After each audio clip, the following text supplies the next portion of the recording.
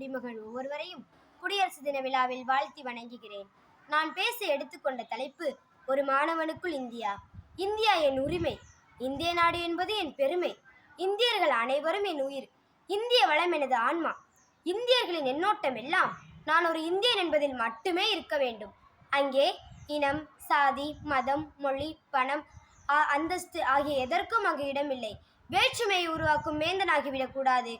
ஒற்றுமையே நமது பலம். நாம் அனைவரும் ஓர் நாட்டின் தாய் மக்கள். இந்தியனின் சிறப்பு அனைவரையும் இணைத்து வாழ்ந்து வாழ வைப்பது என்பதை ஒவ்வொருவரும் உறுதி செய்து கொள்ள வேண்டும்.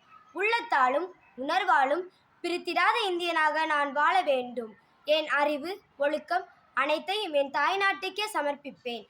அயல் நாட்டு பணமோகம் என் இந்திய நாட்டுக்கு முன்னால் ஒன்றுமே இல்லை என்று உணர்ந்து என் இந்திய நாட்டுக்காக உழைப்பேன். நான் வாழ்வது ஒரு முறை, வாழ்த்தட்டும் என் இந்தியாவை. மீண்டும் பிறவி என்று ஒன்று இருந்தால் இந்தியனாகவே பிறக்க வேண்டும் என்று இறைவனிடம் வரம் கேட்பேன். வாய்ப்புக்கு நன்றி கூறி விடைபெறுகிறேன். நன்றி, வணக்கம்.